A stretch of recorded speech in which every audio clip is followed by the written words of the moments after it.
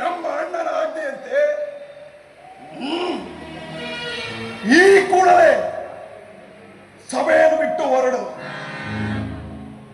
ಇಲ್ಲವಾದರೆ ಅನರ್ಥವಾದೀತು.